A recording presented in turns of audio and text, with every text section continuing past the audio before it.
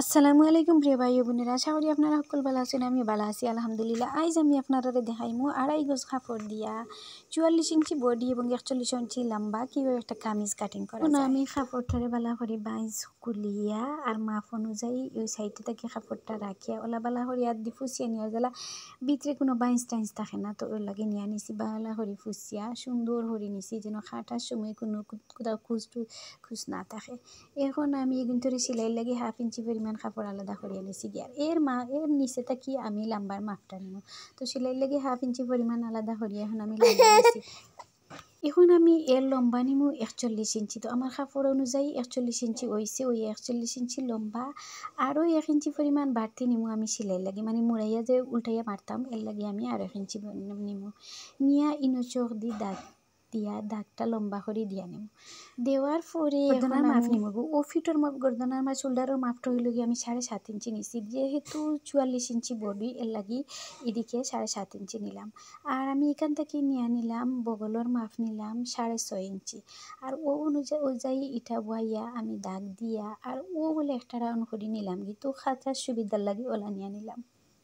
এখন আমি বডির মাপ নিব, যেহেতু 40 ইঞ্চি বডি আর 4 বাস কাপড় আছে, তো 4 11 40 4 ইঞ্চি আর বাড়তি নিলাম আরও 1 ইঞ্চি সেলাই লাগে। এখন আমি ওখান থেকে সাইড ফাড়ার মাপ নিলাম 18 ইঞ্চি। তো 18 ইঞ্চিতে একটা দাগ দিয়ে দিলাম। তো ইনইলেও কোমরের মাপ হয়ে গেল গিয়ে। এখন ও দাগ অনুযায়ী একটা দাগ টানি নিলাম কোমরের মাঝে নিয়ে আমরা কিলা ফেটোর মাপটা বার করবো। তো আমরা ও ফিতাটা ওখান থেকে ওগুলা বুয়াইয়া আর এটারে বাইঞ্চ করি লাইমু।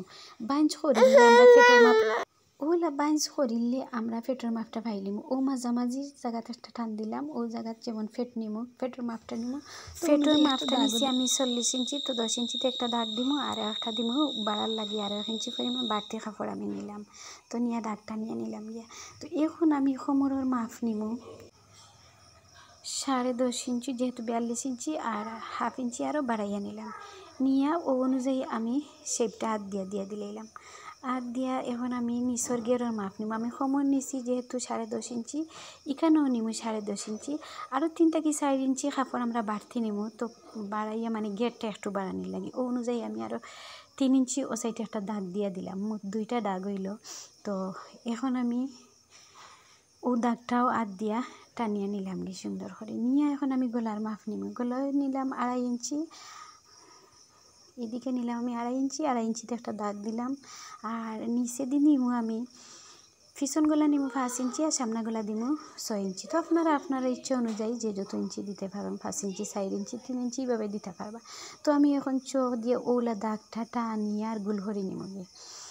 গুলহরি নেওয়া শেষ। এখন আমি সারার ফেলা পিছন ফাটোর গলাটা খাটি লইলাম। গলা খাটিয়া ওদের সাইডগুলো আমি ওগুলা খাটিয়ে নিছি। খাটিয়ে নেওয়ার পরে আমরা ও কামিজের কোনা না জুলার লাগি 1/2 ইঞ্চির উপরে একটা দাগ দিয়া খাঞ্চি দিয়ে কাপড়টা খাটিয়ে নিলাম।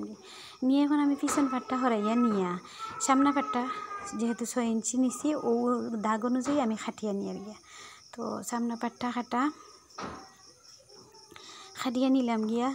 আর সামনা পাট খাটা শেষ হয়ে গেলে পিছন পাটটা সরাইয়া সামনা পাটের থাল পাটের অংশটা মানে হাফ ইঞ্চির চেয়ে আরও কম একটু জায়গা আমরা ও থাল পাট খাটিয়ে নিব।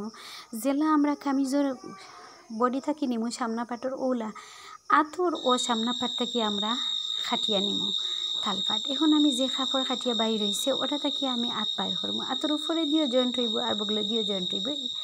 তো হাতের লম্বা নিছি 16 ইঞ্চি আর 1 ইঞ্চি বাড়াইয়া নিছি মুড়াইয়া সেলাই লাগিয়ে। আতর মুড়ি দিছি 5 ইঞ্চি আর বাড়িয়ে সেলাই লাগিয়ে আরও 1 ইঞ্চি পরিমাণ রাখছি। ও রাখিয়ে কিন্তু আমি খাটিলাম। খাটিয়ে ও যে কাপড় সাইডে দেয় বাইর হয়েছে ওগুলো ওখানে বয়াইয়া আমি ওগুলা জয়েন দিতে হইব বগলের দিকে।